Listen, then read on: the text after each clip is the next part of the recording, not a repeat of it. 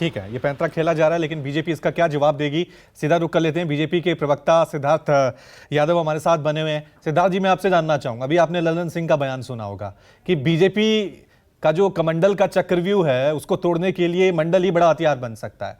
अब नीतीश कुमार, पहले इन्होंने जातीय जनगणना कराई, सर्वे की घोषणा की, उसके बाद अब कर्पूरी चर्चा और ये भीम संसद, आपको नहीं लग रहा एक बड़ा एजेंडा विपक्ष, जाति, ओबीसी इन सबको बना रहा है?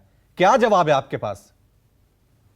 देखिए, विपक्ष तो हमेशा से ऐसे विभाजनकारी एजेंडाओं को लेकर के आगे बढ़ता रहा है और वो सोचता रहा है कि समाज में हम कैसे कोई एक ऐसा एजेंडा ले आए जो विकास का ना हो, विकास को छोड़ करके जो कोई बात हम कर सके वो कर दें, ताकि शायद कुछ वोट हम बटोर लें, कोई एक वर्ग को हम लुभा पाएं और उनको साथ लेकर के आए। पर अगर आज की डिबेट ओबीसी वर्ग की है तो देश के ओबीसी वर्ग को ये सभी विपक्षी पार्टियां जो मूर्ख मानती हैं, जो सोचती हैं कि ये समझता नहीं है ओबीसी वर्ग कि वास्तव में उनके कल्याण के लिए किसने आज तक काम किया, तो मैं मानता हूं कि उनकी गलतफहमी है। हम जानते हैं कि आज देश का प्रधानमंत्री ओबीसी वर्ग से आता है। हम जानते हैं कि आज ओबीसी वर्ग के लिए जितनी ज्यादा जो सुविधाएं, जितनी ज्यादा स्कीम्स आ रही हैं, वो आज से पहले किसी सरकार में नहीं आई।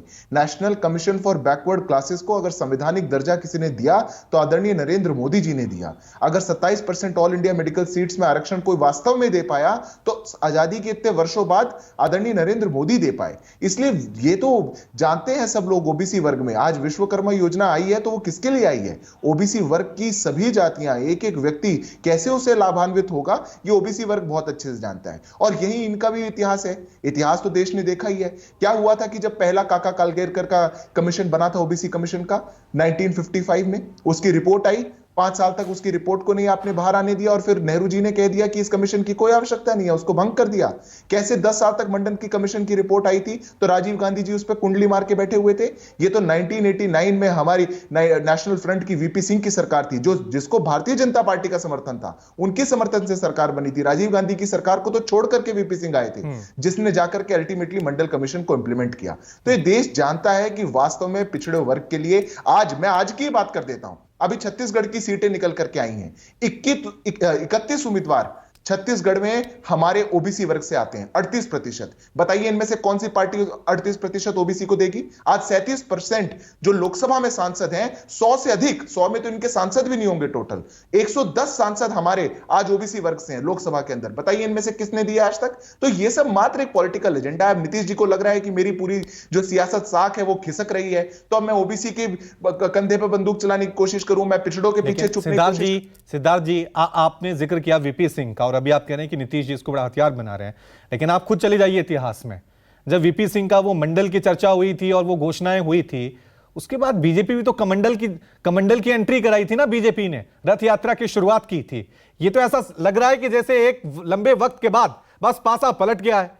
तब मंडल हावी हुआ था तो आप कमंडल को ले आए थे, आपने रथ यात्रा शुरू कर दी थी अयोध्या की तरफ। आज जब कमंडल की चर्चा ज्यादा हो रही है तो विपक्ष मंडल को ले आया है। लेकिन इन सब के बीच देश की जनता कहां है? क्या उनका भला हुआ? यह सवाल तो बनेगा ना, दोनों लाइन से पूछा जाएगा ना।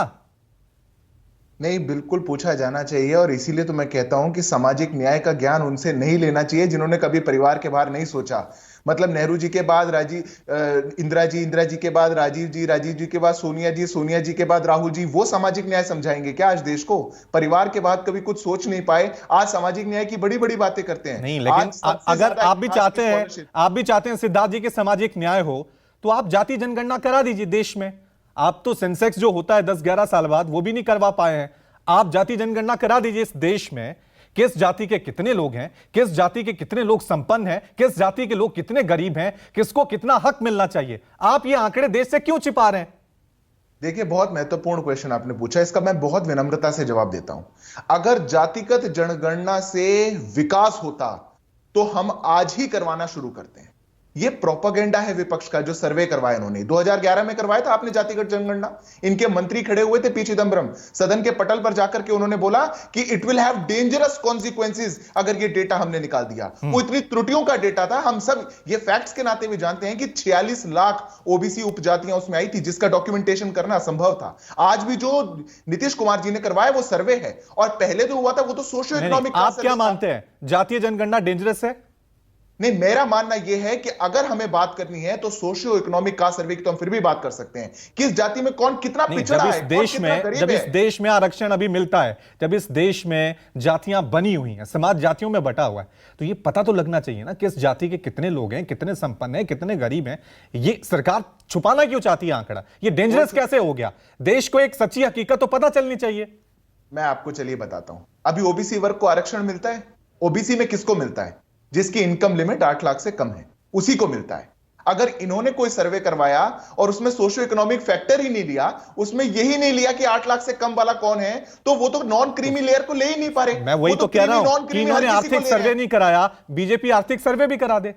हम तो बिल्कुल करवाएंगे। जब हमारा सेंसस होगा उसमें तो बिल्कुल सोशियो इकोनॉमिक फंडामेंटल लिया ही जाता है सबका। ठीक है। पर हमारा हालांकि 11 साल बाद, हालांकि 10 से 11 साल बाद जनगणना होती है देश की, वो अभी नहीं हुई है, उसको लेकर भी एक सवाल। वो सब हम जानते हैं। मैं अपनी बात पूरी कर देता हूं। मेरा कहना बस इतना है कि मात्र ये ढिंडोरा पीटना, मात्र ये डमरू हिलाना कि ये एक जातिगत जनगणना हम कर देंगे और इससे विकास हो जाएगा, अगर इससे पटना पेरिस बनता होता तो रोज करवाइए। 18 साल से नीतीश जी का शासन है वहां पर। बिहार की क्या हालत है हम जानते हैं, इसलिए देश ये नहीं चाहिए, देश को विकास। मैं जवाब ले लेता हूं जेडीयू की तरफ से हमारे साथ हिमराज राम बने हुए हैं।